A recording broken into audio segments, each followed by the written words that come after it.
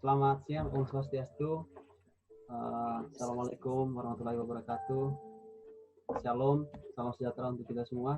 Pertama-tama saya ucapkan terima kasih untuk Ibu Dr. Laksmi yang sudah bersedia untuk bersama saya dan Ibu Ita siang ini untuk sama-sama diskusi terkait bagaimana sih sektor pariwisata Indonesia ke depan. Terima kasih juga Bu Laksmi selalu mau berbagi bersama kami teman-teman mahasiswa dari Manggarai yang di Bali, sharing pengetahuan ini sangat luar biasa sekali Bu. Ini kali ketiga saya minta bantuan untuk Ibu Dr. Laksmi. Ayo dong Bu kita berbagi. Amin. Jadi sengaja saya lakukan ini Bu. Setelah nanti saya akan share ke teman-teman. Yang saya lihat saat ini teman-teman di industri UMKM dan kerja pariwisata itu sedikit pesimistis melihat sektor pariwisata ini.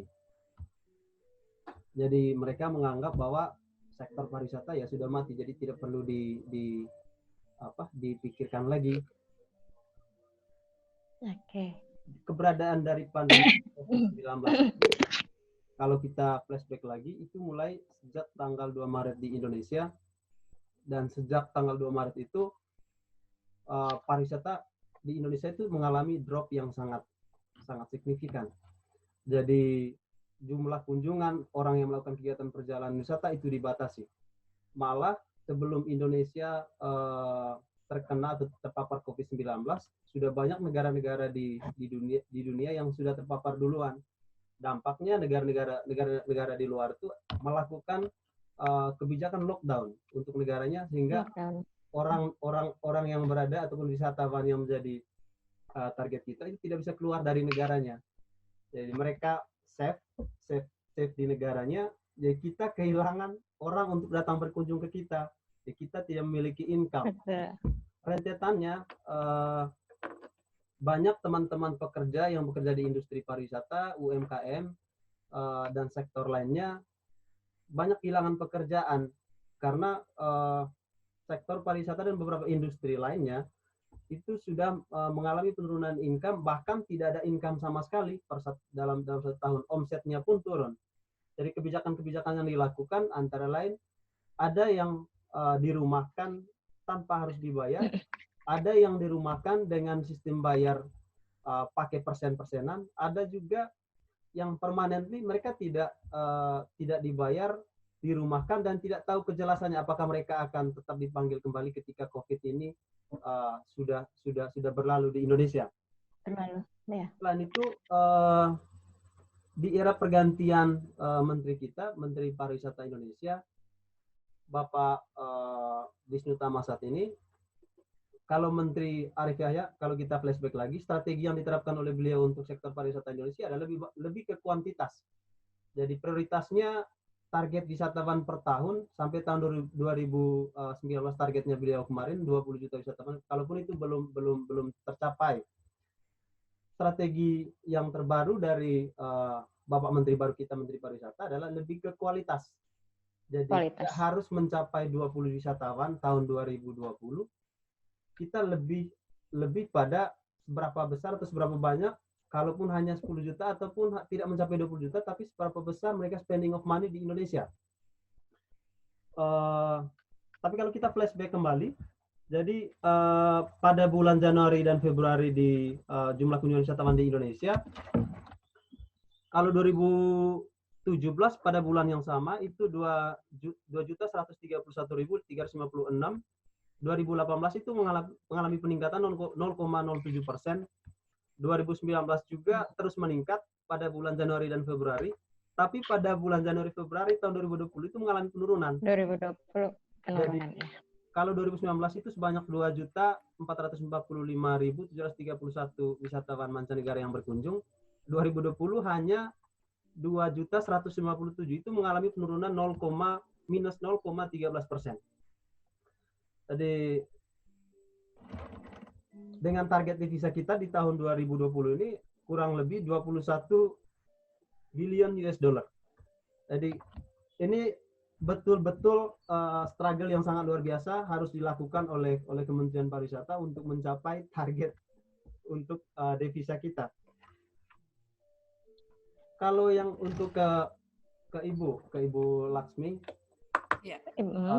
kira-kira bagaimana untuk tahun 2020 ini Bu untuk sektor pariwisata kita? Apakah masih available untuk sektor pariwisata kita sebagai penyumbang top 3 devisa Indonesia atau kayak gimana Bu? Kalau menurut saya ya, kita mesti melihatnya dengan tidak langsung parsial. Bagaimana nih pariwisata gitu? Pandemi COVID-19 ini kan dialami semua orang ya di seluruh dunia gitu. Ya, jadi termasuk Indonesia itu kan mengandalkan, apalagi kemarin kan Bapak Presiden Joko Widodo memprioritaskan pariwisata. Nah, COVID ini menimpa seluruh dunia. Artinya orang menjadi takut bepergian. Orangnya loh ya, gitu ya. Orangnya. Jadi apakah daerah itu tadinya sudah banyak yang terpapar atau belum? Masalahnya ini di manusianya, gitu, di travelernya yang misalnya sudah misalnya dia booking tiket dia bisa cancel untuk orang yang ada juga yang memang yang nekat gitu ya. Nah, kalau saya lihat, jadi pemerintah dalam hal ini sudah sangat bijaksana ya. Jadi kita fokus dulu bagaimana kita mengatasi ini. Jadi jangan terus 2020 bagaimana dong dengan target-target itu. Nah, kita di situasi yang normal saja kemarin kan Bali hanya mencapai 6,3 ya, 6,3 juta. Jadi tidak terlampaui juga. Nah, kalau misalnya Pak Wisnu Tama, Pak Menteri kita mengatakan bahwa saat ini beliau menekankan kepada kualitas. Nah, tadinya saya berpikir dengan adanya COVID-19 ini, kita justru harus mereview begitu. Istilahnya kalau berhenti sejenak gitu ya, take a breath gitu ya. Kalau orang Bali bilang itu deg-degan itu apa ya? Introspeksi, kemudian mereview. Nah, kemudian untuk kilas balik, apa sih kita bisa sebagai umat beragama ya, gitu ya, pasti ada blessing disguise. Ya, jadi saya perhatikan gitu ya, apakah selama ini kita tidak terlalu mengeksploitasi alam. Nah, kemudian bagaimana sih sebetulnya kalau untuk Bali ya, saya melihat apa sih yang sudah kita lakukan terhadap alam ini sehingga apapun yang terjadi itu kan atas kuasa Tuhan. Jadi kita sebagai makhluk beragama, umat beragama gitu ya, kita melihat teguran nggak sih ini dari Tuhan gitu ya. Hal ini terjadi atas kehendak Beliau juga begitu. Nah, kalau orang Bali tadinya kita juga melihat pernah dengar ya kata kalau wabah itu merana begitu ya. Merana itu wabah yang tengah berjangkit di suatu daerah begitu. Apakah secara niskala misalnya kita mengaturkan kepada alam, persembahan kepada alam, udah kita lakukan. Kemudian secara alam nyatanya juga kita dihimbau oleh pemerintah untuk rajin mencuci tangan, menjaga kebersihan, memakai masker, diam di rumah, dan itu termasuk upaya-upaya nyata yang bisa dilihat begitu. Nah, saya perhatikan juga ini terjadi di seluruh dunia, di mana waktu itu karena 2 Maret ya, kan tanggal 25 Maret itu kita nyepi. Nah, kalau di Bali itu kan kita udah biasa ya tiap tahun ya melaksanakan berata penyepian itu.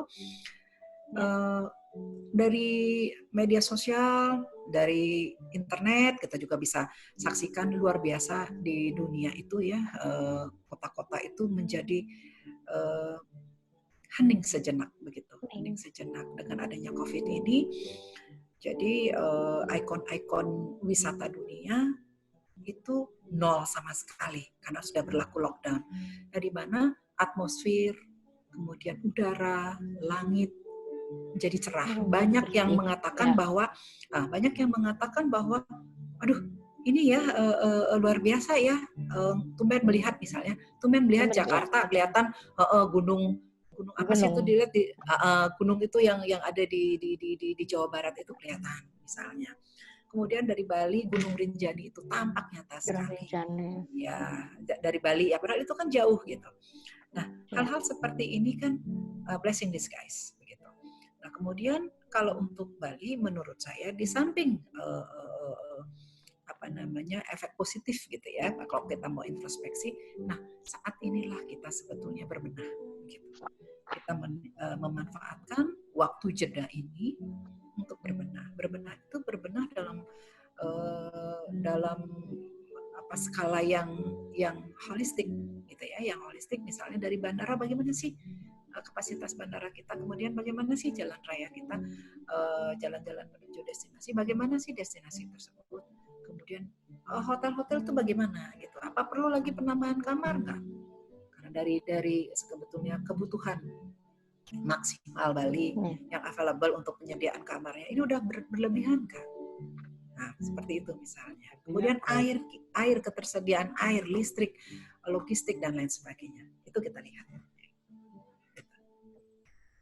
Artinya bahwa dapat dilihat sejauh ini memang untuk keberadaan dari COVID ini alangkah lebih baiknya jangan kejar di target dulu, Bu ya. Jadi jangan dulu, kita fokus pada penyelesaian ini. Destinasi. Betul. Tapi betul. Apakah ini artinya nanti bahwa saat ini kita mau menyiapkan kembali destinasi kita dari aktivitas pariwisata yang sudah dari tahun-tahun sebelumnya? Artinya bahwa di tahun 2021 kita harus tetap push nih, kejar target yang tidak tercapai di tahun 2020, atau memang aktivitasnya tetap normal sesuai dengan yang harus dilakukan oleh kementerian. Karena kalau kita lihat secara jangka panjang untuk di periodenya Bapak Presiden Joko Widodo, itu ada target untuk sektor target untuk devisa sektor pariwisata Indonesia tahun 2024 sebesar 29 billion US dollar. Apakah artinya bahwa setelah tahun 2020 ini 2021 nanti pemerintah melalui Kementerian Pariwisata itu akan melakukan benar-benar push untuk mencapai 29 juta US dollar pada tahun 2024? Hanya dari sektor pariwisata gitu maksudnya? Kalau menurut saya begini, saat ini kita fokus pada penyelesaian COVID, kemudian sambil berbenah, begitu ya. Jadi kemudian 2021, kalau kita memasang target kan itu tidak salah. Tetapi kita juga tidak, apalagi sudah jelas-jelas Pak Wisnu Tama mengatakan bahwa kita sekarang ke kualitas, bukan kuantitas, begitu. Nah, jadi mungkin 2022 ya baru kita kan di 2021 saya pikir belum normal. Orang masih takut gitu loh. Orang masih takut, kita aja trauma kan gitu loh kan. Ya, masih terbawa gitu. Ya, oke lah misalnya daerah tersebut sekarang misal gitu ya. Katakanlah Wuhan atau Beijing gitu. Sudah unlockdown kok dia, udah dibuka gitu. Berani nggak kita ke situ? Nggak berani juga kan gitu. Nah, kemudian baru kemarin saya lihat di YouTube bahwa Arab atau Mekah sih ya, itu sudah tidak lockdown lah, sudah buka. Ya, betul, sudah buka kan. Kemarin dapat 2 hari begitu.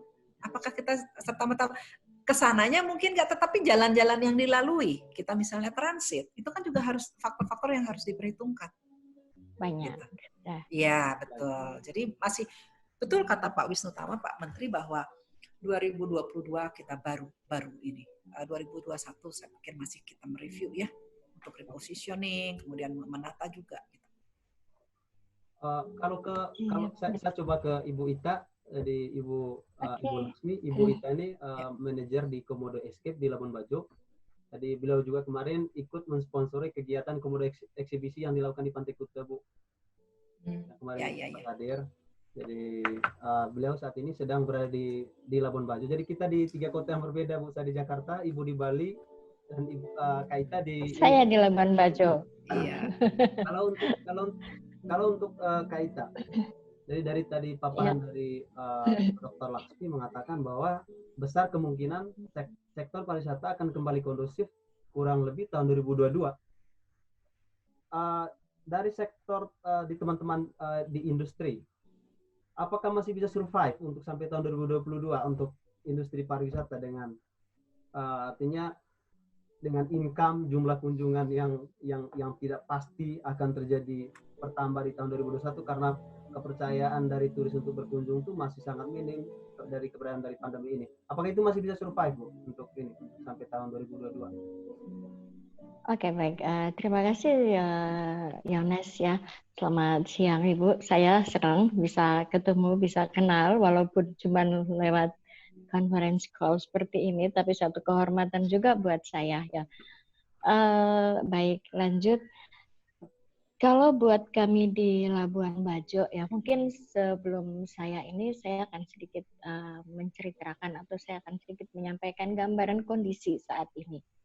Jadi Labuan Bajo total semenjak ditutupnya Taman Nasional Komodo, maaf, ditutupnya Taman Nasional Komodo, semua aktivitas pariwisata itu benar-benar berhenti atau stop. Nah, dampak yang paling terasa adalah satu, perusahaan-perusahaan atau tour operator itu sudah mulai memberhentikan karyawannya. Karena apa? Sudah tidak jalan kapalnya, kemudian travel agent yang sudah tidak bisa menerima tamu karena tamu-tamu semua sudah di-cancel sampai dengan bulan Mei. Saya tidak tahu informasi yang lain, tapi di kami itu sampai bulan Mei tamu-tamunya sudah di-cancel. Tidak di-cancel, tapi di-reschedule gitu. Di-reschedule sampai dengan tahun depan. Adanya hotel-hotel, semua restoran ditutup. Jadi ini sudah satu hal yang luar biasa ya. Pemutusan tenaga kerja dengan dirumahkan, dengan kadang ketidakjelasan seperti yang tadi Yones sudah disampaikan, tetapi bahwa kami percaya karena kita tahu bahwa kondisi ini kan pasti akan lewat ya, kondisi ini pasti akan lewat. COVID ini pasti akan lewat. Tahun 2020 dari kondisi kami sampai dengan sekarang bookingan dari Juni dan seterusnya sampai akhir Desember 2020 itu belum di-cancel atau belum di-reschedule. Ada beberapa yang sudah reschedule sampai ke tahun depan. Jadi kalau dilihat informasi dari teman-teman juga bahwa tidak semua tamu atau tidak semua wisatawan meng-cancel semuanya, sehingga kami percaya bahwa setelah melewati ini kita masih bisa untuk masih survive gitu. Lalu pada bulan-bulan ini, pada saat-saat ini, kita tentunya dari pihak pelaku pariwisata punya PR yang banyak nih. PR-nya contoh misalnya membenahi produk kita. Apa sih produk kita yang kita jual ke wisatawan itu dibenahi. Kemudian kita mempersiapkan semuanya. Jadi dari produknya, dari pelayanannya, dari SDM-nya, saya pikir pada saat ini kami di sini memang masih terus berusaha untuk meningkatkan itu karena kami percaya lonjakan, kami berpikirnya simpel seperti ini dari kami pelaku pariwisata ya. Sekian lama orang terkukung ya karena stres, karena COVID, karena ini. Dan tentunya terutama wisatawan lokal saya percaya pasti setelah COVID ini semua akan berusaha untuk mencari sesuatu untuk refreshing, untuk sedikit melegakan otak pikiran, untuk mencari hiburan setelah sekian bulan ini mereka terkukung di rumah. Jadi untuk wisatawan lokal saya yakin kita masih bisa survive. Untuk wisatawan luar negeri, nah ini tergantung dari kita lagi. Mungkin pemerintah bisa membantu seperti kita harus lebih menggiatkan lagi promosi, kita harus lebih ada hal-hal tertentu yang kita lakukan yang bisa membuat wisatawan luar itu juga jadi sedikit apa ya, kalau dibilang dia punya pegangan atau dia sedikit bahwa oh iya ternyata mereka di sana benar-benar sudah bebas dari COVID, lalu sekarang mungkin tren wisatanya juga diganti, tidak hanya seperti yang sebelumnya, tetapi mungkin dengan wisata higienis dan yang seperti itu, saya pikir itu kedepannya kita masih bisa survive, Yones. Baik, Kak Ita. Kalau yang untuk saya balik lagi ke Ibu Dr. Laksmi. Tadi dari Ibu Dr. Laksmi melanjuti apa yang disampaikan sama Ibu Dr. Laksmi, mengatakan bahwa ini saat yang tepat untuk kita di Indonesia untuk bagaimana menyiapkan kembali destinasi sehingga setelah ini, setelah semuanya sudah kembali pulih, jadi aktivitas wisata berjalan normal, destinasi kita sudah siap. Terkait yang harus dilakukan saat ini, apakah tahapan untuk melakukan recovery kembali destinasi, menyiapkan kembali destinasi, itu kira-kira sudah dilakukan atau memang saat ini belum dilakukan oleh baik oleh stakeholder untuk pengelola destinasi desa wisata dan semua destinasi Indonesia ataupun dari kalangan pemerintah sendiri, Bu? Oke. Kalau saat ini, karena kita kan berlaku di Indonesia, di Jakarta seperti di Jakarta kan PSBB. Nah, PSBB. Nah, kita keluar rumah aja nggak boleh kan? Sebaiknya di rumah gitu kan. Nah, saat ini jadi sudah sudah 1,5 bulan. Ya kita memang belum melakukan apa-apa begitu. Tetapi kan kita bisa bekerja dari rumah untuk mengarrange, menyusun. Jadi dibuat listnya begitu.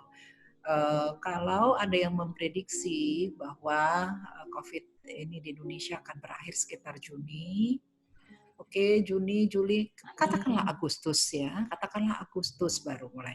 Nah, Agustus itu kan kita baru keluar rumah ceritanya, baru melakukan apa yang sudah kita list, kan begitu.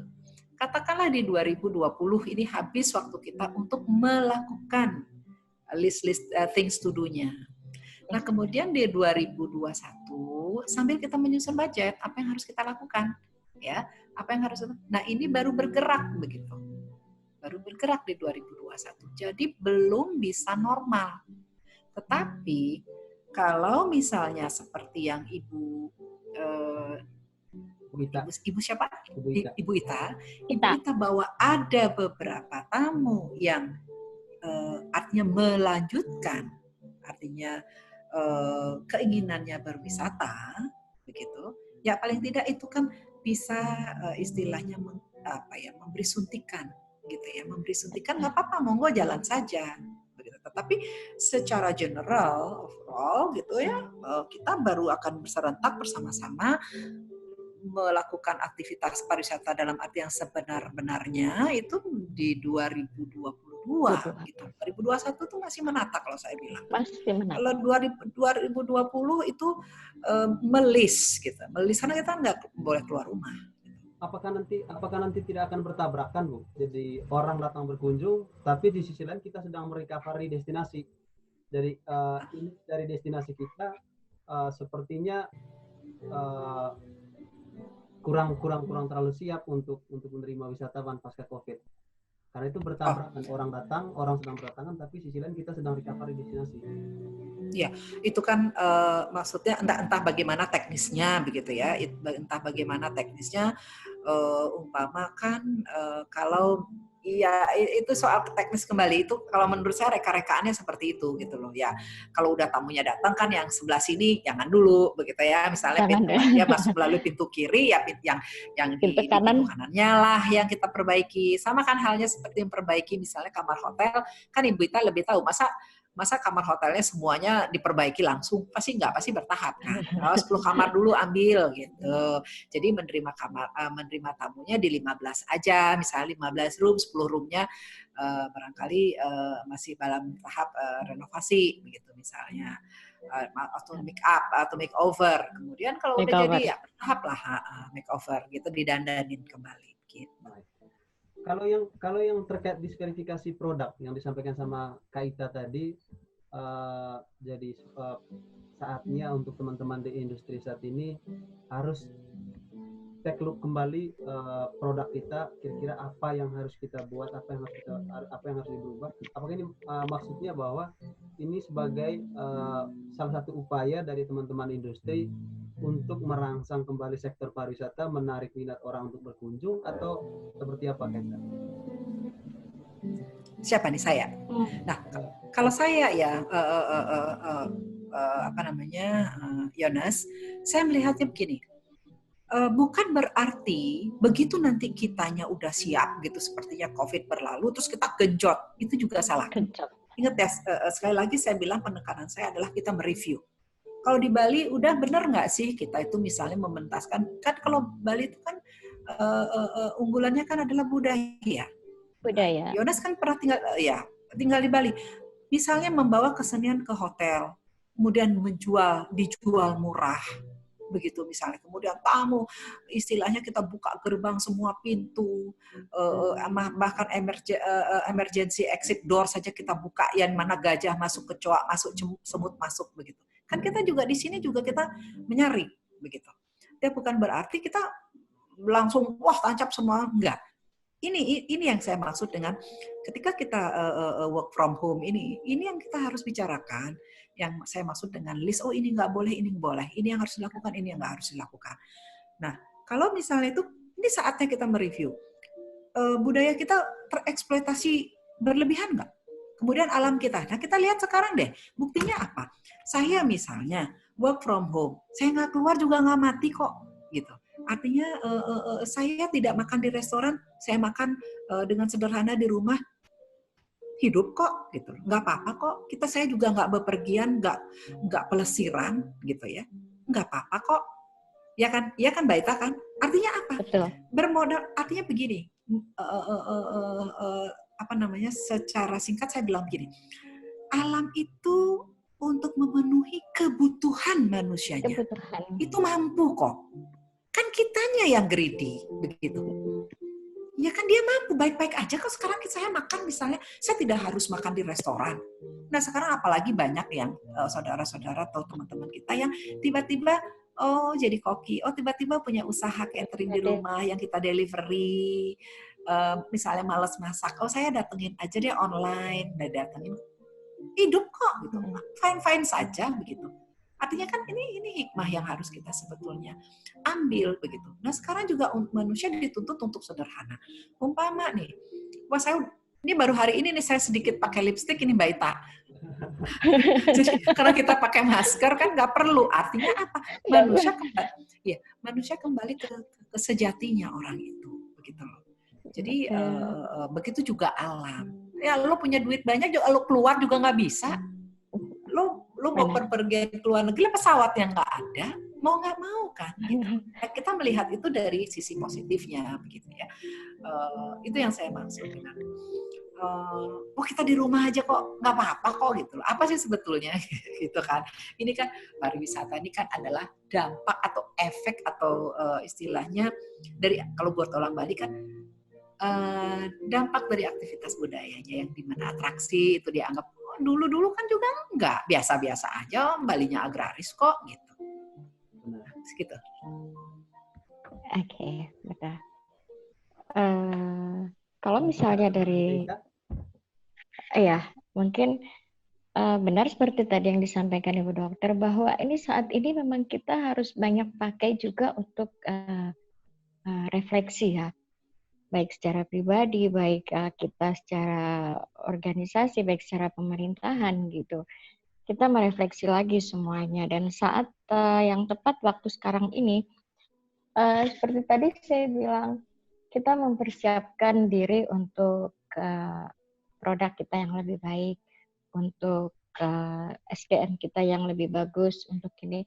Nah itu pada saat sekarang yang seperti tadi Bu Dokter bilang 2020 saatnya kita melis, kita sudah list semua apa yang harus kita benahin kita melihat semua ke belakang, terutama untuk Labuan Bajo itu sebenarnya terlalu banyak gitu. Banyak sekali hal yang perlu dilihat dan direview lagi. Jadi kalau tadi Yones bilang ada tabrakan atau tidak, sepertinya sih juga memang tidak. Kalau menurut saya juga tidak ada. Seperti yang sudah berlalu-lalu selama ini juga semua yang mana yang tidak yang di close, yang mana yang di open, tinggal bagaimana kita ngaturnya. Nah, kembali lagi ke apa yang harus kita review di Labuan Bajo. Labuan Bajo ini dengan ditetapkannya sebagai wisata super premium, itu kalau saya pribadi menganggap ini luar biasa karena cepat prosesnya ya. Dari booming dengan komodo, shell komodo, kemudian booming dengan wisata premium, lalu jeda waktu antara wisata premium ke super premium itu terlalu dekat, dan itu banyak hal yang satu hal pokok yang itu SDM-nya juga mungkin belum siap benar ya. Nah, saat ini harus dipikirkan nih ke depannya apa sih? Atau misalnya pada saat 2021 kita menata, termasuk salah satunya yang perlu ditata adalah peningkatan kualitas SDM-nya. Karena ya seperti saya bilang tadi, saya begitu optimis. Mau 2021 atau nanti 2022, kita sudah akan menghadapi lonjakan wisatawan yang luar biasa, itu pasti. Jadi kalau kita sendiri nggak siap, nggak direview, nggak dibenahin dari sekarang, ya memang nanti tidak akan ada perubahan gitu. Harus jadi ke yang lebih baik. Ini kalau boleh dibilang ya mungkin teguran dari Tuhan juga buat kita. Tadi Ibu Dokter bilang kita mengeksploitasi alam ya. Memang benar, sudah Tuhan kasih kita seperti ini, lalu kita mengeksploitasi sedemikian rupa, kita mengambil begitu banyak keuntungan dari situ, dan mungkin saatnya kita harus membiarkan ini juga mungkin untuk beristirahat sejenak, mungkin kita terlalu serakah dan sebagainya, itu sudah kalau kita bicara ke arah ke sana. Jadi intinya adalah bahwa dampak dari COVID ini kita ambil sisi positifnya juga terhadap pribadi, kelompok, organisasi, dan pemerintah. Ya. Saya bisa tambahkan nggak, Mas Yones, ya, mumpung ingat ya. Jadi seperti Mbak Ita tadi bilang, SDM saya pikir pasti kita sudah kan, kalau SDM kan karena mereka di rumah bekerja dulu, saya yakin mereka pasti mantengin dan mereka meeting ya. Itu informasi kan cepat sekali. Ya, informasi cepat sekali, bahkan jauh lebih cepat karena kita kan nggak ada aktivitas lain selain kita di rumah, ya pasti kita terkoneksi dengan itu, menjadikan kita lebih fokus. Nah kemudian itu dari sudut SDM saya yakin sudah kita benahin. Kalau kemudian di kebijakan di pusat sekarang, kebijakan di pusat. Nah kemarin kan sempat kita memberlakukan, kita pikir belum melanda seluruh dunia ya.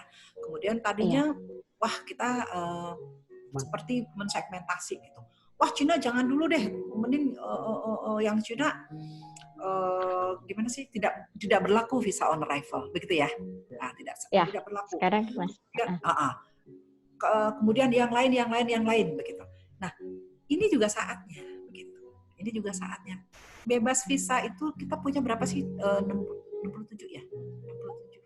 76 ya, 76 negara itu.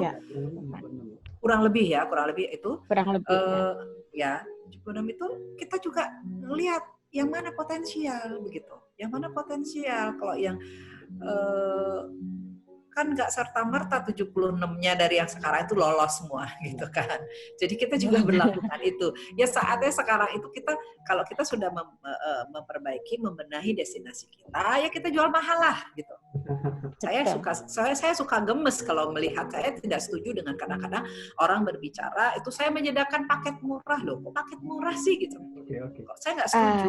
Itu betul. Ya kan. Jadi pernah di Bali dikatakan bahwa kami sudah menyiapkan paket murah loh. ini gimana sih kok jadi paket murah, kok jadi banting harga? Karena ada ini, hey, ini melanda seluruh dunia. Justru kita harus di sini saat kita sebetulnya meng-cut begitu, ya kan? Kita mengusulkan kalau dulu kan, aduh batasin dong, katanya ada beberapa pasar yang justru merusak begitu dalam tanda kutip gitu ya, merusak.